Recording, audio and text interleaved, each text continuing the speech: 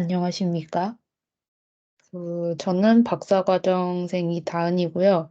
오늘 발표할 논문이라기보다는 파라미터 이피션트 파인 튜닝 이렇게 해서 약자로 이제 저를 어떻게 발음하는지 모르겠지만 페프트라고 할까요? 아무튼 저 기법에 대해서 소개한 논문 두 가지를 소개해 드리려고 합니다.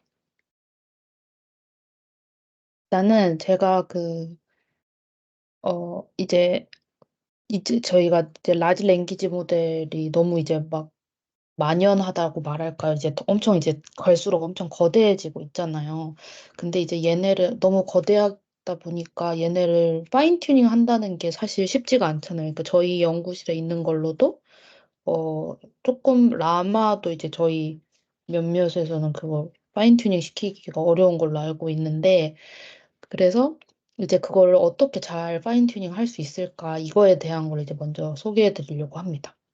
그래서 먼저 LLM 라지 랭귀지 모델 한계를 말하면은 약간 이제 저희 챗GPT 쓰면서도 알겠지만 학습 데이터 어쨌든 얘네도 학습 데이터 기반으로 움직이는 거다 보니까 학습 데이터에 이제 없는 내용에 대해서는 정확도가 이제 높지 않다는 거죠. 그래서 어쩔 수 없이 이제 튜닝을 시켜줘야 되는데 이제 이 튜닝을 할 수 있는 방법이 크게 세 가지가 있습니다. 그래서 이제 그 세 가지를 소개해드리면 먼저 첫 번째는 이제 프롬프트 엔지니어링이라고 해가지고 저희가 이제 되게 쉽게 접근할 수 있는 기술인데 이제 요지는 LLM한테 좋은 질문을 주자 이런 거죠. 그래서 프롬프트 안에서 외부 정보를 그 프롬프트 안에서 이제 제공하는 거고 이게 되게 이제 쉽게 접근할 수 있다라는 장점이 있을 것 같습니다.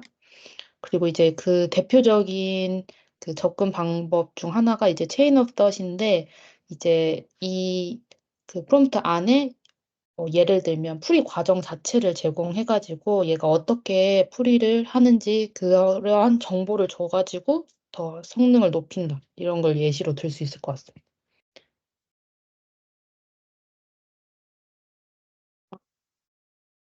그리고 두 번째로가 이제 오늘 발표할 이제 뒤에서 더 자세히 설명드릴 내용이긴 한데요.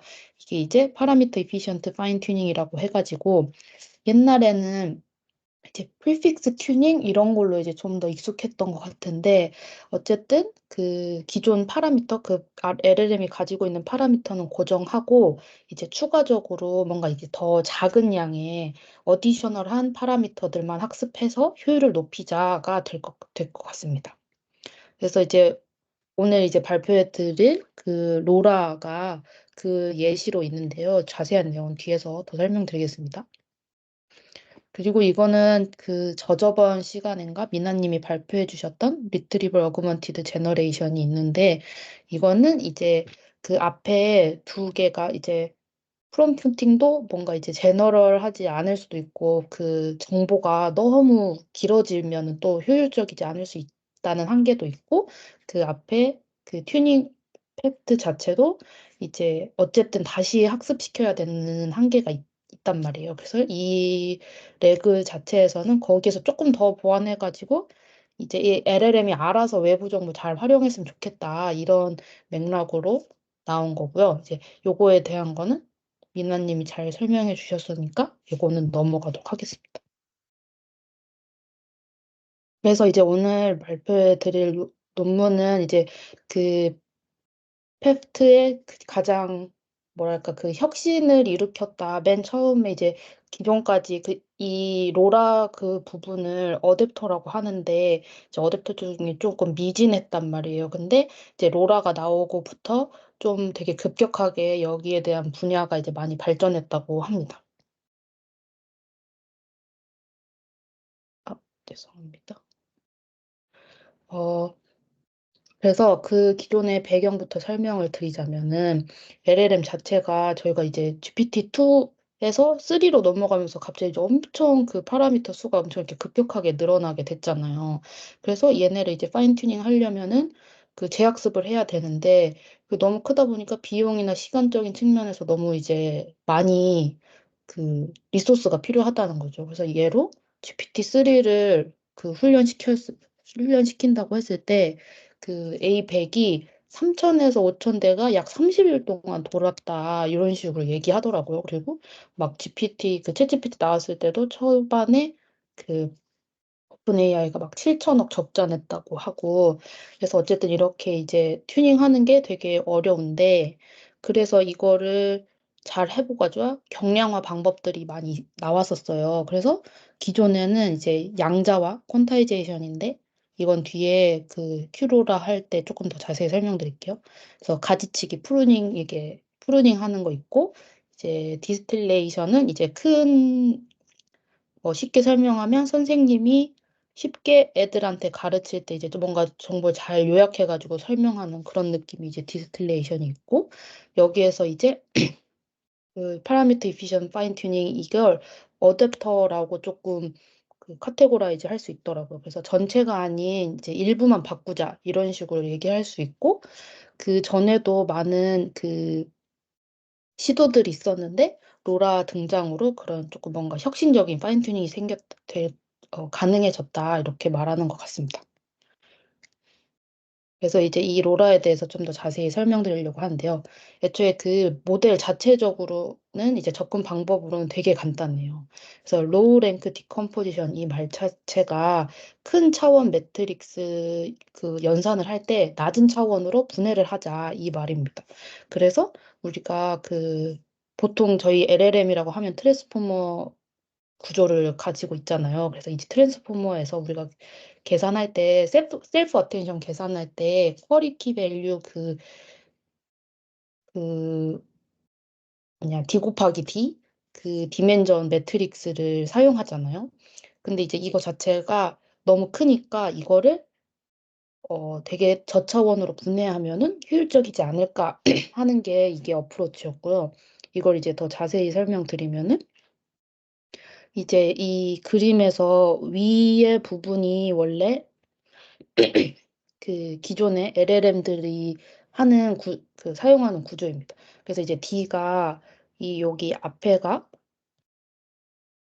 인풋이라고 하면은 이제 앞에서는 그 오른쪽 그림에서 인풋이 있으면은 우리가 어텐션 웨이트 구할 때는 이 인풋 사이즈에 맞춰서 키 쿼리 밸류 값 그 파라미터 만들어서 그걸 이용해 가지고 어텐션 웨이트를 구했잖아요. 그래서 결국엔 여기에서 이 어텐션 웨이트의 그 차원 자체가 D 곱하기 D라고 했을 때 이제 여기 로라의 그 접근 방법은 A랑 B라는 파라미터만 추가해가지고 얘만 학습시켜서 그 얘만 이용해서 다운스트림 세스크로 학습하자 이 말입니다. 그래서 여기에서 사이즈를 체크해 보면은 이제 A, B를 이제 임의로 만드는 거예요. 그런데 얘네를 어떻게 만드냐면 기존의 어텐션 웨이트가 D 곱하기 D였잖아요. 그래서 여기에는 그냥 그 로우 랭크 R을 하나 여기서 설정해가지고 D 곱하기 A, B 각각 이제 D 곱하기 R, R 곱하기 D 이렇게 차원을 하면은 결국에는 이거 곱하면은 그 여기 뭐지? 우리가 어텐션 LLM 해서 버트 같은 거 이런 거 할 때도 이제 마지막으로 그 용어가 생각이 안 나는데 아무튼 최종적으로 그 리프레젠테이션이 나오잖아요. 그래서 이것도 똑같이 어차피 이 크기는 똑같으니까 마지막으로 최종적으로 나올 수 있는 그 representation이 크기가 똑같잖아요. 그래서 여기에서는 그냥 이걸 더해 가지고 새로운 그 파라미터라고 봐서 얘를 이제 학습을 한다는 거죠. 그래서 여기에서 그 로우 랭크가 이제 기존의 D보다 훨씬 작다면 막 예를 들어 1이나 2다 이러면 연산 그 계산량이 엄청 줄어드는 거겠죠? 그래서 이렇게 하면 효과적으로 할 수 있을 것이다. 이렇게 되는 것입니다. 그래서 코드로 보면은 조금 더 이해가 될 것 같아서 코드를 갖고 왔는데 여기에서 이제 수식도 사실 논문 자체도 수식이 이 한 줄로 그냥 끝나는 거예요. 그래서 여기 맨 첫 번째에서 이니셜라이즈를 한다고 하면은 이제 로라에 관련된 A, B를 이제 이니셜라이즈 해주고요. 이제 학습단에서 보면은 그냥 기존에 우리가 그 앞에까지는 다 똑같아요. 예를 들어 그 LLM에서 나온 웨이트가 있을 거 아니에요. 그럼 그 웨이트에다가 그냥 여기 그 로라 A랑 B 곱한 애를 그대로 그냥 더해주는 거예요. 그래서 요게 그냥 끝입니다. 그래서 이제 요렇게 그냥 했을 때 그 리서치 퀘스천이 나올 수 있는 게 기존 그 패스트 뭐 기술을 적용했을 때보다 적은 파라미터를 한다고 하는데 그럼 그 더 적은 파라미터로 더 좋은 그 파인 튜닝 성능을 낼 수 있을까? 이런 이제 의문점이 생길 수 있을 거고 이게 그 전체를 다 학습하는 그 파인 튜닝에 비해서 얼마나 좋은 성능을 낼 수 있을까? 이게 이제 궁금한 점이 생기게 됩니다. 그래서 여기서 이제 실험을 진행했는데 그 베이스라인들을 보면은 이제 첫 번째로 그 풀로 파인 튜닝 한다는 거 그걸 이제 FT로 해놨고요. 그 다음에 bias only or bit fit 이게 있는데 이제 기존 연구에 있는 것 같아요. 근데 여기에 이 기능에서는 그 바이어스 벡터만 트레이닝을 시킨대요. 그리고 프리픽스 임베드 튜닝은 그 잘 아실 수도 있지만 그 스페셜 토큰 그 복합에는 없는 그 워드 임베딩 그 복합에는 없는 스페셜 토큰 하나 만들어 가지고 걔만 이제 학습을 하는 거고요. 이제 프리 레이어 이거는 이제 프리픽스 임베딩에서 조금 더 한 단계 더 넘어가 가지고 여기서 그냥 그 단순한 토큰만 학습을 하는 게 아니라 여기에서는 그 액티베이션 그 트랜스포머 레이어마다 이제 액티베이션 펑션이 하나씩 나오잖아요. 그래서 그거를 학습시킨다 이건 거고요.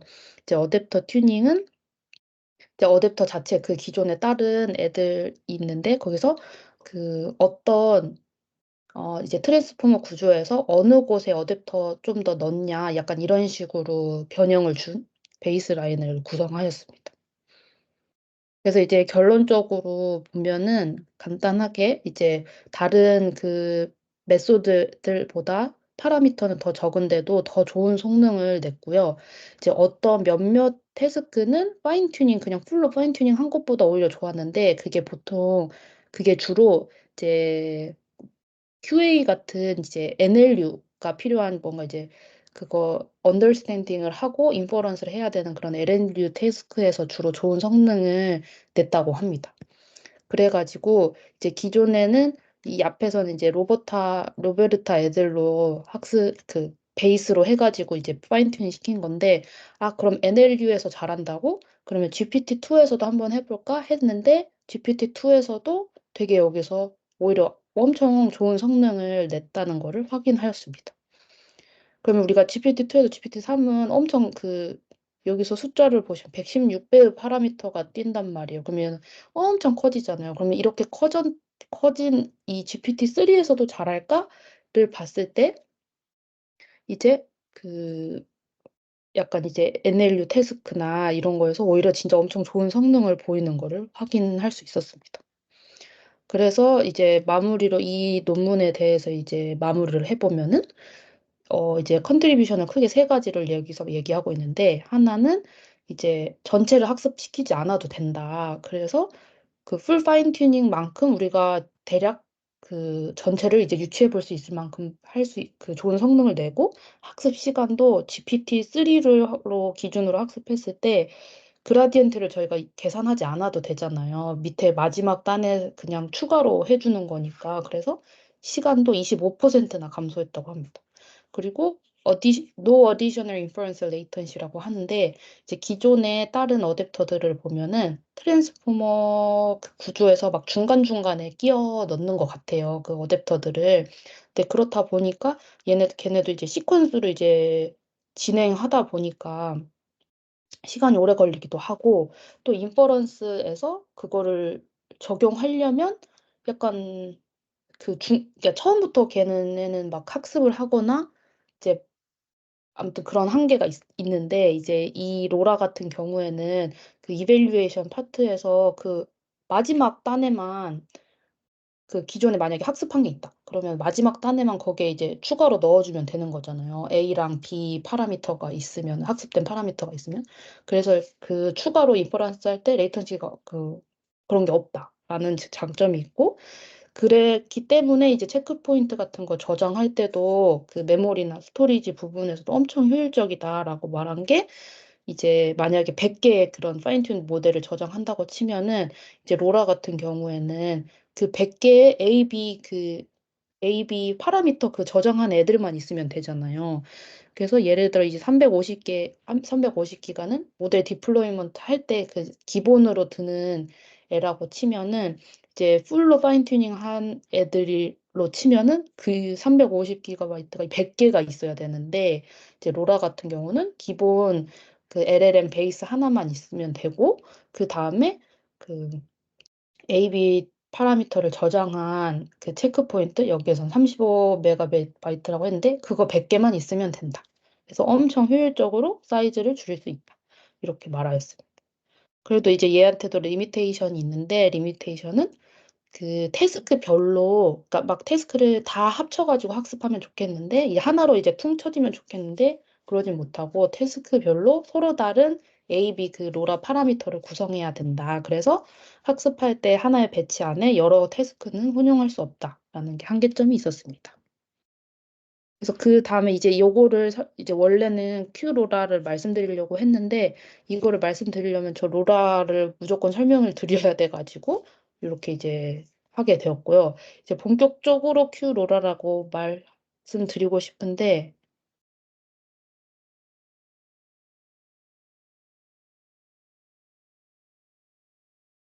이 Q 로라라는 건 사실상 그 로라를 퀀타이제이션 한 거라고 말씀드릴 수 있을 것 같아요. 그래서 이게 그래서 이제 거의 대부분 이거는 이 큐로라는 뭔가 어댑터 논문이라기보다는 퀀타이제이션 하는 논문이더라고요. 이제 읽어봤더니. 그래가지고 퀀타이제이션이 더 주된 내용이다, 이 논문은. 라는 걸 말씀드리고 싶습니다. 그래서 어프로치를 보자면은 이제 크게 두 가지를 볼 수 있을 것 같은데, 이제 양자화, 어떻게 양자화 했는지를 이제 설명드릴 거고, 두 번째는 그 로라 어댑터를 그 적용했다. 이렇게. 그래서 이제 그 전체를 다 학습시키는 게 아니라 어떤 일부분만 가중치만 학습했다. 요것은 이제 동일하게 볼 수 있을 것 같습니다. 그래서 이제 어 그 이제 양자와 이걸 조금 설명을 드릴 거예요. 그래서 여기에서 이 큐로라는 크게 이제 세 가지 메소드를 제안이라기보단 세 가지 메소드를 적용을 했습니다. 그래서 그 각각에 대해서 설명을 드리겠습니다. 그래서 지금은 요 밑에 그림이 이렇게 세 가지를 비교해 놨는데 이게 크게 와닿지는 않으실 수도 있어요. 그래서 뒤에서 더 자세히 설명드릴 거긴 한데 그래도 다시 설명드리자면은 이제 그래도 설명을 드리자면은 이 풀로 파인 튜닝 하는 거는 그 어댑터가 없으니까 애초에 그 모든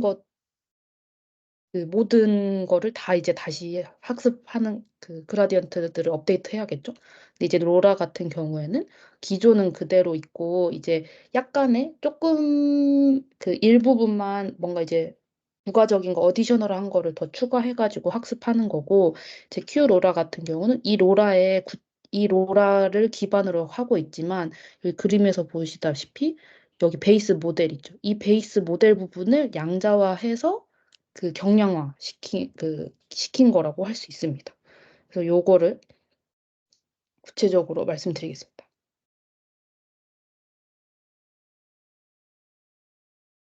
먼저 이제 어프로치는 크게 두 가지가 있어요. 하나가 아까 말씀드렸던 것처럼 퀀타이제이션이랑 두 번째는 로라를 적용했다는 거. 근데 로라는 아까 앞에서 말씀드렸으니까 말씀 안 드려도 될 것 같고 그 퀀타이제이션에 대해서 말씀드리겠습니다. 사실 이거는 잘 아시는 분들은 있을 수 있겠지만 제가 잘 몰라가지고 제 눈높이에 맞춰서 좀 설명을 해드려야겠다 싶어서 이제 준비한 것입니다.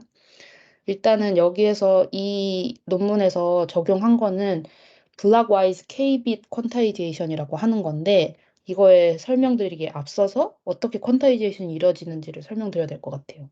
그래서 일단 퀀타이제이션이라는 거는 우리가 그 있는 그대로 일단은 드리자면 모델 가중치나 그런 활성화 함수가 있으면은 걔네 출력을 더 작은 단위로 변환시키는 거죠. 그래서 모델 크기를 줄여가지고 추론 속도도 높이는 것입니다. 그러니까 너무 크니까 얘네를 작게 만든다는 거예요. 그래서 퀀타이제이션 종류가 있는데 이제 크게 두 가지로 나누면은 포스트 트레이닝 퀀타이제이션 퀀타이제이션 어웨어 트레이닝 이렇게 있습니다. 그래서 포스트 트레이닝 퀀타이제이션은 그 학습 모델이 있어요. 이제 기존에 이제 사전 학습 모델이 있으면은 얘네를 그 얘네의 가중치를 양자화하는 거예요. 그래서 굳이 추가 훈련은 필요 없는데 그 안에서도 다이내믹이랑 스태틱 종류가 이렇게 나눠져요. 그래서 다이내믹 같은 경우에는 그 모델 가중치는 이제 미리 양자화 해놓고 활성화 함수를 추론할 때 실시간으로 양자화한다.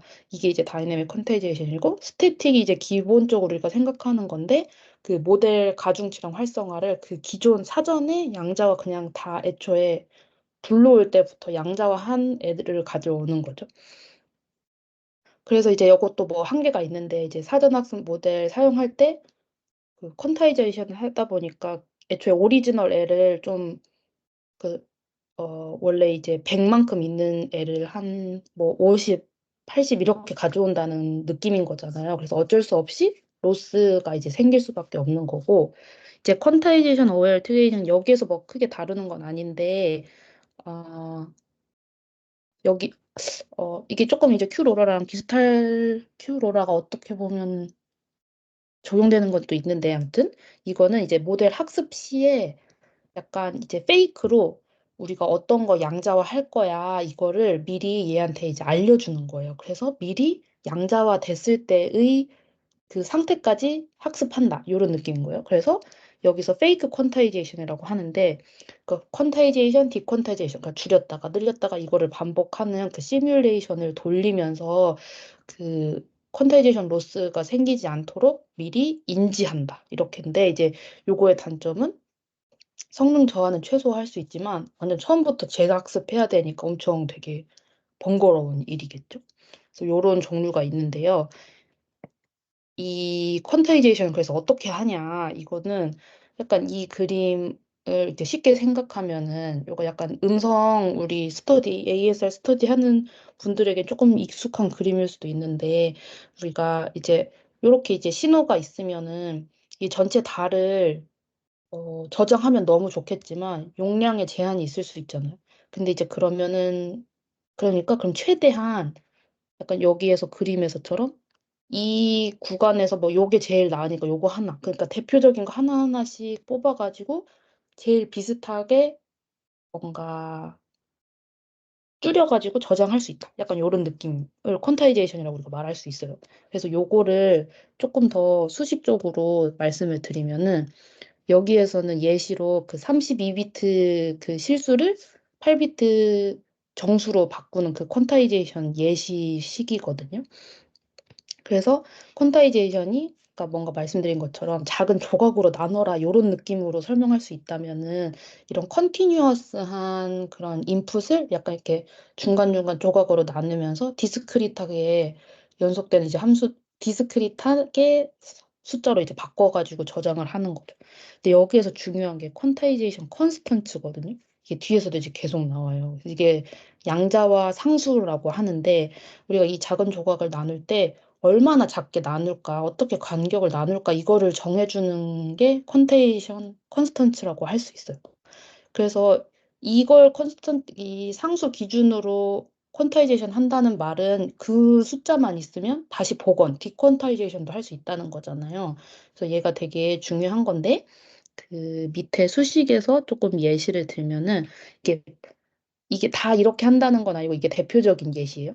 그래서 이제 이 127이라는 거는 우리가 그 8비트이기 때문에 그 8비트이기 때문에 2의 8제곱해서 그 범위가 0에서 127까지로 줄이겠다는 거잖아요. 그래서 이 그림 요걸로 예시를 들면 이 전체 구간에서 그래서 이제 처음에 어 약간 그 분포를 이제 서로 바꾼다는 느낌인 거니까 이 전체 구간에서 제일 높은 여기서는 그래서 맥스 값이 있을 거 아니에요. 그 절대값이 제일 맥스한 애를 기준으로 어 나눈 이 그러니까 이 네모 박스가 퀀타이제이션 컨스턴트가 되는 거예요. 그래서 이거를 나눴다는 것 자체가 이제 어 약간 우리 표준 분포 구하듯이 저렇게 막 제일 큰 거에서 작은 거 뭐 이런 식으로 나눠 가지고 이렇게 일정하게 다 정규화 시켜버리잖아요. 약간 고런 느낌이라고 저는 이해했어요. 아무튼 그래서 그 표준 어 뭐냐 퀀타이제이션 컨스턴츠가 있으면은 그걸 기준으로 이렇게 퀀타이제이션 할 수 있고 얘가 있으면은 그 역으로 이용해 가지고 디퀀타이제이션도 할 수 있다. 요렇게입니다. 근데 이제 기존 퀀타이제이션의 문제점이 뭐냐면은 여기 이 그림에서도 그렇지만 이렇게 예쁜 모양의 그 데이터면 얼마나 좋겠어요. 근데 아웃라이어가 있을 수도 있단 말이에요. 근데 아까 퀀타이제이션 컨스턴트 구할 때 제일 맥스 값으로 한다고 했잖아요. 근데 그렇게 맥스 값으로 한다고 했죠. 그래서 아웃라이어가 있어 버리면은 이 퀀타이제이션 컨스턴트가 뭔가 이제 전체를 대변하지 못할 수도 있다는 거. 그래서 그 입력값이 이제 양자가 잘 적용되지도 않고 막 너무 커 버리면 그거 나눠 봤자 다 이제 0 으로밖에 이제 정규화가 안 될 수도 있고 그래서 일부 구간에 이렇게 양자화된 숫자가 없을 수도 있다고 하는 말이 이제 너무 크니까 좀 다 이렇게 뭔가 0 으로 수렴해 버릴 수도 있다는 요런 문제입니다. 그래서 여기에서 어 자기들이 이제 이걸 적용하겠다 한 게 블락와이즈 KB 퀀타이제이션입니다. 근데 이거는 여기서 새로 만든 게 아니고 이전에 이미 개발이 되어 있던 건데 그것도 사실 이 동일 저자들이 만들었더라고요. 그래서 이 블락와이즈 KB 퀀타이제이션은 뭐냐면은 이 입력 텐서를 그 일정하게 뭐 64면 64 이런 사이즈로 나눠 가지고 청크를 여러 개 만드는 거예요. 그래서 이 블락마다 그 양자와 상수를 구해 가지고 퀀타이제이션을 시킨다. 그래서 이제 그 위에 아웃라이어가 발생할 수 있는 좀 저런 문제들을 어 에러를 좀 이렇게 약화시킨다는 거죠. 그래서 여기에서 예를 들면은 약간 뭐 63 이제 예를 들어 이 구간에서 하나 구하고 여기 0.5에서 하나 이제 잘라서 해 버리고 이게 0.5 단위로 막 잘라서 한다. 요런 식으로 하면은 좀 더 그게 이제 완화가 되겠죠. 그래서 "요거를 이제 할 거다."라는 걸 이제 백그라운드처럼 여기 얘기하였습니다. 그래서 본격적으로 얘네가 제안한 게 이제 크게 세 가지 컴포넌트가 있어 가지고 그 각각의 컴포넌트에 대해서 설명드리겠습니다. 이게 약간 수식적으로 쪼끔 낯설어 가지고 그 한 번에 잘 이해는 안 되실 수도 있지만 그래도 제가 최선을 다해서 설명을 드려 보겠습니다. 일단은 얘네가 처음에 말한 거는 4-bit normal float이라고 하는 그 애초에 새로운 그 데이터 타입을 얘네가 또 적용하겠다라고 해요. 근데 요것도 여기에서 새로 한 게 아니고 그 이전에 아까 그 앞에서 블락와이즈 말한 데 있죠. 그 논문에서 이제 제안한 거예요. 그 어쨌든 동일 저자라는 거죠.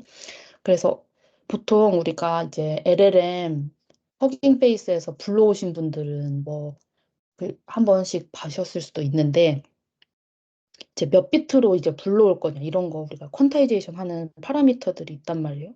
그리고 이미 퀀타이제이션 된 애들을 그 불러올 수도 있고. 근데 이제 그때 보통 일반적으로는 16 비트 제가 본 거는 이제 8 비트까지도 있었던 것 같은데 이제 4 비트까지는 엄청 얘네가 이제 되게 방대한 걸 이렇게 확 거의 이제 4분의 1로 해 버리겠다 막 요런 느낌인 거죠. 근데 그렇게 이제 다 그 가중치 값들을 뭔가 날려버리는 느낌인데 그럼에도 불구하고 '정확도가 확보할 수 있을까?' 요런 게 이제 의문이 드는 거죠. 그래서 이걸 우리가 어떻게 잘 확보할 수 있었냐 이거를 설명하고 있는데요. 여기에서 얘네가 새롭게 이제 개발했다는 4 bit normal float 이거 자체가 퀀타이제이션이라는 이 개념에서 왔다고 합니다. 근데 이게 뭐냐면은 아까 약간 그 블락와이즈 이거랑 비슷한데 입력값이 있으면 거기에서 백분위를 이렇게 구하는 거예요. 그래서 4 분위 뭐 3-4 분위 막 이런 식으로 그 그래서 퀀타일인데 그 백분위를 구해 가지고 그룹을 나눠서 양자화를 한다고 합니다. 근데 이게 장점이 그렇게 그 백분위를 구하니까 그 양자화 구간마다 할당되는 데이터 개수가 동일하잖아요. 그래서 요거는 이제 장점이라고 볼 수 있는데 단점은 요것도 이제 이상치에 취약할 수도 있고 만약에 이 데이터가 분포가 달라지면은 그때마다 이제 계속 새롭게 계산해야 되니까 이게 또 번거로운 일인 거예요. 그래서 이거를 쪼끔 더 개선해 보자 한 게 이제 얘네가 제안한 그 NF4인 겁니다. 요게 이제 어떻게 개념이 되냐면은 이거는 이제 제가 생각해 보지 못했던 건데 우리가 사전학습 모델들 있잖아요. 이미 해놓은 애들은 계속 이제 뭐 인베딩 업데이트하고 막 정규화하고 이제 계속 그 방법을 거쳐서 사실 걔네는 정규 분포 그 평균이 뭐라 그러지? every 뮤가 이제 0이고 시그마라는 이제 분산을 가지는 그 정규 분포를 띠고 있다라고 말 정규 분포를 띠고 있단 말이에요. 그러니까 애초에 얘네가 이제 정규 분포를 가지고 있는 그런 동일한 분포를 가지고 있다면 이 모든 가중치를 이제 우리 타입에 맞게 고정된 분포로 이제 변환해서 양자하면 이 퀀타이제이션이 쉽지 않을까? 그러니까 다시 말하면 위에서 분포가 달라질 때마다 새로 계산하는 걸 걱정했잖아요. 그 데이터의 분포가. 근데 애초에 이 사전학습 모델은 데이터 분포가 계속 일정하단 말이에요. 그럼 일정하니까 그냥 만약에 이제 여기에서는 시그마를 1로 이제 얘는 임의로 설정했다고 하거든요. 그러니까 뭐 시그마가 원래는 이제 계속 음, 예를 들면 3인 A다. 그러면 그냥 걔는 1인 A로 그냥 정규어만 시키면 돼주는 거잖아요. 그러니까 그러면 이게 좀 잘 될 수 있지 않을까? 이렇게 이제 아이디어가 생긴 거예요. 그래서 얘네가 장점을, 그러니까 얘네 이 논문에서 쓴 걸 그대로 가져왔는데, Information Theoretical Optimal Data Type이다. 이렇게 소개하고 있어요. 그래서 기존 데이터 분포는 최대한 유지할 수 있고, 그럼에도 불구하고 계산 비용은 엄청 이제 절약하는 거죠. 왜냐하면 분포 추정하거나 그 추정한 대로 분할도 해야 되잖아요. 그럴 필요가 없는 거죠. 그냥 그 데이터 매핑만 하면, 왜냐면 다 정해져 있으니까 그냥 매핑만 하면 되는 거니까. 그래서 이게 가능했다. 이제 정확도를 좀 확보할 수 있었다. 요거이고요. 그래서 요거는 이제 그 8비트 이상의 실수를 NF4 타입으로 이제 매핑하는 과정인데 이제 제가 이제 구체적으로 하나하나는 조금 이해가 조금 하지만 그 결과적으로 이제 큰 골지는 여기 이 맨 위에 이렇게 있던 애들을 이제 분포를 거치면서 최종적으로는 이렇게 우리가 그 원하는 그 아까처럼 그 분포 나눠져 있고 거기에서 이제 양자와 상수 구해가지고 양자화하고 막 이런 거를 이제 어, 할 수 있다. 매핑을 할 수 있다. 이거를 이제 여기서 말씀드리고 싶었습니다. 그 다음에 이제 그게 이제 그걸로 하나 해가지고 이제 계산량 엄청 줄인 거. 그게 이제 양자화한 거 방법이 하나 있고요. 그때 그 앞에 거는 이제 기존의 사전학습 모델을 양자화했다는 거고요. 이제 여기에서는 더블 퀀타이제이션 기법인데 이거는 뭐냐면 그 여기에서 로라 어댑터를 적용했다고 했잖아요. 근데 여기에서는 그 4비트를 쓴다고 했잖아요. 그 뭐였지? NF4. 근데 그 로라 어댑터는 16비트란 말이에요. 그러면은 거기에서 나온 애들이랑 이제 여기에서 나온 애들이랑 이렇게 잘 맞춰주려면 그 연산을 이제 둘이 하려면 맞춰야 될 거 아니에요. 그렇다 보니까 그 이게 계속 여기에서 나온 거 이제 퀀타이제이션 했다가 다시 쟤한테 넣으려면 디퀀타이제이션 하고 이렇게 왔다 갔다 해야 되니까 이제 그 디퀀타이제이션 할 수 있는 거는 퀀타이제이션 컨스턴츠가 있어야 된다고 했잖아요. 그래서 그 퀀타이제이션 컨스턴츠가 뭔지 이제 모델 밖에 따로 저장해가지고 필요할 때마다 가져와서 4비트, 16비트 이렇게 왔다 갔다 해가지고 그 연산을 한다는 것입니다.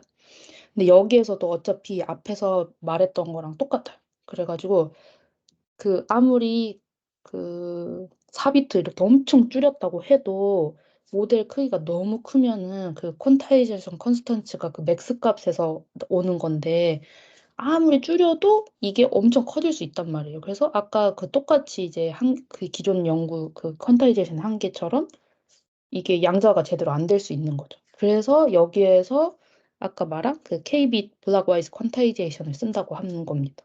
그래서 여기서는 블록 크기가 너무 커도 너무 작아도 안 좋은데 자기들이 실험해봤을 때 이제 64개가 제일 좋더라. 그래서 64개로 정했어요. 그래서 64개 별로 이제 블럭을 이제 쪼갠다는 거잖아요. 그래서 64개마다 한 번씩 그 양자와 상수가 생기는 겁니다. 그래서 여기까지 그걸 한 번을 했고 이제 여기 이를 퀀타이제이션을 한 거고요. 이제 여기서 더블 퀀타이제이션은 또 다른 이제 어프로치가 있는데, 이거는 이 위에서 그래서 양자 상수를 이제 구했잖아요. 64개마다 그러니까 n개의 양자 상수가 생긴 거잖아요. 근데 여기에서 더블 퀀타이제이션은 이 양자와 상수를 두 번 퀀타이제이션 해준다는 것입니다. 그걸 이제 자세히 설명드리면요. 이제 아까 상수 퀀타이제이션 컨스턴트 상수를 따로 저장한다 그랬잖아요. 모델 밖에. 그러다 보니까 메모리가 추가로 발생하는 거예요. 그래서 자기네들이 4비트로 한다 했는데 이 따로 구한 퀀타이제이션 그 컨스턴트가 보니까 0.5비트인 거예요. 그래서 4비트로 양자화 시킨다 했는데 따지고 보니까 4.5비트가 되어버리네. 그럼 이제 오버헤드가 발생한 거죠. 그래서 요거가 뭐 이렇게 한 개씩이면은 뭐 별거 아니야 이럴 수 있는데, 또 이것도 모델이 커지고 하다 보면은 또 이제 그 계산량이 이제 또 어마어마해질 수 있으니까 이거를 최대한 줄이자 하는 시도인 겁니다. 그래서 여기에서 요 놈을 줄이는데 두 번 양자화했다 해서 더블 퀀타이제이션 기법이 된 것입니다. 그래서 이제 여기에 이제 구체적인 것보단 그 개념을 가져가셨으면 좋겠고, 그래서 맨 처음에 0.5비트였던 걸 0.16, 한 번 더 해가지고 0.16를 0.002까지 줄였다. 그래서 여기에서 이제 최종적으로는 여기 이렇게 첫 번째 한 거랑 더해가지고 0.127을 만들게 되었습니다. 그래서 엄청 많이 0.5에서는 많이 줄였다라는 것을 얘기하고 있습니다. 그리고 이제 이게 마지막인데요. 페이지드 옵티마이제이션인데, 이거는 약간 모델 딴에서 바꾼다기보다는 뭔가 그냥 하나의 유틸리티라고 이제 소개가 되고 있는데요. 페이징이라는 것이 이제 컴퓨터가 프로세스 그 메모리 올릴 때 작은 단위로 페이지 분할해가지고 저장한다 이건데, 이제 이게 무슨 말이냐 이제 잘 모르겠더라고. 근데 이제 우리가 너무 익숙하게 알 수 있는 게 뭐냐면, 우리 GPU에서 그래픽 메모리 또 페이징을 사용합니다. 그래서 이 제가 그림 가져온 거는 VRAM인데, 이제 VRAM은 조금 옛날 거고, 이게 여기에 GPU가 있으면 그 주변에 이제 VRAM들이 있거든요. 비디오 메모리 요즘에는. 그래서 저희가 쓰는 거는 DGRAD 이렇게였나? 그 정확한 이름 기억 안 나요. 어쨌든 그래픽 메모리가 또 따로 있어요. 그래서 얘네가 하는 게 GPU에서 연산하는 그러니까 우리가 램이 또 따로 있잖아요. 근데 램이 있긴 한데 이 얘네 그래픽 메모리는 GPU에 대해서만 이제 그 메모리 저장하는 그 데이터를 이제 저장하는 거예요. 근데 이때 모델이 그 사용할 때 그 메모리가 초과됐다. 이 그래픽 메모리의 한계가 초과됐다 하면 아웃 오브 메모리가 나는 거죠. 우리 모델 돌릴 때 맨날 보는 게 이 아웃 오브 메모리잖아요. 그러니까 요게 요쪽에서 이제 관련됐다는 거죠. 아무튼 요런 이제 개념이 있는데, 그러니까 분할해서 한다는 요 개념인데, 그 페이지드 옵티마이제이션이란 건 뭐냐면, 우리가 그 GPU 사용할 때 그 가지고 있는 그 VRAM만 사용하는 게 아니라 CPU에 있는 램에도 조금 일부 저장할 수 있게 할당해 준다. 그래가지고 그 아웃 오브 메모리를 좀 해결할 수 있게 해준다. 요거가 이제 그냥 요렇게입니다. 그래서 여기서 이렇게 이거에 대해서 더 이렇게 자세히는 안 나오고, 약간 이 페이지드 옵티마이제이션이 OOM을 좀 해결할 수 있는 방법이구나. 요 정도만 이제 알고 가시면 될 것 같습니다. 그래서 이제 이 실험을 보면은 얼마나 잘했냐, 이거 실험을 또 할 것 아닙니까?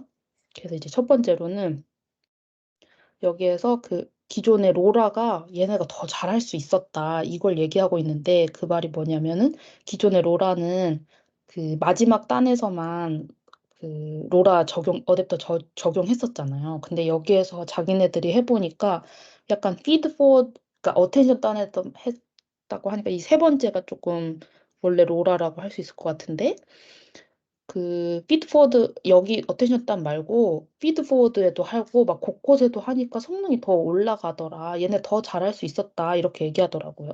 근데 이제 그걸 조금 한계처럼 얘기했는데, 제가 생각했을 때는 아까 로라의 장점을 얘기했을 때 걔네가 그 효율적으로 그 인퍼런스 하고 막 추가적인 거 뭐 없이도 할 수 있었잖아요. 그러니까 그냥 마지막 거 갈아 끼우기만 할 수 있었는데, 중간중간에 만약에 어댑터가 적용됐으면 그게 힘들다고 했으니까, 그 얘가 이제 그 로라의 한계는 컨트리뷰션이랑 조금 안 맞는 거 있으니까 이제 그걸 좀 생각해야 되지 않을까 하는 차원에서 말씀드리고 싶었고요. 아무튼 그 다른 알파카 그 LLM 모델도 자기들 그 적용하니까 훨씬 좀 더 잘 되더라 이렇게 얘기하고 있었어요. 그 두 번째로는 얘네가 이제 사비트로 했었고 근데 이게 기존의 그 정수 사비트랑 그 실수 사비트 했을 때보다 성능이 좋았고 더블 퀀타이제이션 했을 때도 엄청 이제 줄였는데도 성능 저하 없이 메모리 사용량을 감소했다라고 얘기하고 있습니다. 그리고 이거는 이제 그 어댑터 할 때 이제 사이즈를 어떻게 하냐 이건데 자기들이 이제 여러 가지로 했는데 어쨌든 어댑터 적용한 게 전체 풀 파인 튜닝 성능을 거의 재현했다 이거입니다. 그러니까 얘네 똑같이 앞에서처럼 줄였는데도 성능이 잘 나왔다 이걸 얘기하고 있고요. 그리고 요거는 약간 부가적으로 얘네가 자기들이 그 모델 이제 만드는 겁니다. 그래서 뭐 알파카랑 그 뭐냐 아무튼 챗GPT 이런 것처럼 챗봇 그 큐로라 기반으로 해서 챗봇 만든 거 그 허깅 페이스에도 있거든요. 아무튼 그거 자기들이 이제 오픈 소스로 이제 제공한 거 얘기하고 있고 다른 기존 애들보다 효과가 좋았다는 걸 얘기하고 있습니다. 그래서 얘네는 그 사비트 큐로라 그 라마를 기준으로 사비트 그 큐로라 튜닝 방법 적용한 거고요. 그 여러 가지 사이즈 모델이 있습니다. 아이고. 근데 이제 요거에서 한계가 그래도 있는데요. 얘네가 한계 말한 게 자기 리소스가 한계가 있어 가지고 그 33 빌리언이랑 65 빌리언 그 풀 파인 튜닝 그 성능은 비교는 못 했다고 하고요. 그 다른 벤치마크 실험 안 한 것도 있다. 그리고 여기서 스펠이 잘못됐는데 관나코 이게 다른 모델에 비해서 그런 사회적으로 편향된 텍스트 필터링을 잘 못하더래요. 근데 애초에 라마 베이스로 했다 했잖아요. 근데 라마보다 또 못한 게 이제 확연히 띄어 가지고 얘네가 생각하기엔 자기들이 그 학습할 때 쓴 저 데이터가 잘못된 것 같다라고 말했습니다. 그리고 컨트리뷰션을 얘기해 보면 그 기존에 얘네가 그 여기 성능들을 썼는데 RTS 3090 그 24 기가바이트짜리를 33B 그리고 65B 모델들을 튜닝할 수 있는 최초의 기법이었다는 거예요. 그러니까 이 엄청난 모델을 이 성능, 이 사양의 애들의 안에서도 충분히 튜닝할 수 있었다 이거고요. 그 뒤에는 약간 이제 사회적인 그런 컨트리뷰션인데 뭔가 이제 리소스 부족한 사람들한테도 잘 쓸 수 있게 접근성을 향상시키고 그 얘네가 이제 너무 커 가지고 스마트폰 같은 데다가 못 넣을 수 있었는데 그런 거 잘 할 수 있지 않을까 이런 가능성을 열어줬다고 합니다. 그래서 이제 결과적으로 2개 논문한 거 다시 한번 정리드리면 일단 로라는 그 로우 랭크 디컴포지션 기법이 이제 주된 기법이고 큰 차원 매트릭스를 낮은 차원으로 분해해 가지고 그 어댑터 적용한 거고 컨트리뷰션을 보면은 그 풀 파인 튜닝만큼 풀 파인 튜닝만큼 성능을 잘 이제 다 학습시키지 않아도 좋은 성능을 보일 수 있었고 추가적인 그런 인퍼런스 레이텐시도 없고 그 체크 포인트 같은 거 사이즈도 줄였습니다. 큐로라 같은 경우에는 로라를 이제 퀀타이제이션 한 건데 그게 이제 가중칩으로 통일시켜 가지고 양자화할 수 있는 그 데이터 타입 NF4를 사용했고 퀀타이제이션 컨스턴트를 이중 양자하는 더블 퀀타이제이션 그리고 CPU 램 해서 그 아웃 오브 메모리 에러 완화하는 페이지드 옵티마이제이션을 사용하였습니다. 컨트리뷰션은 되게 획기적으로 경량화를 했고 성능 저하 없이 메모리 사용량을 감소했다는 장점이 있었습니다. 그래서 여기까지 발표를 하겠습니다. 감사합니다.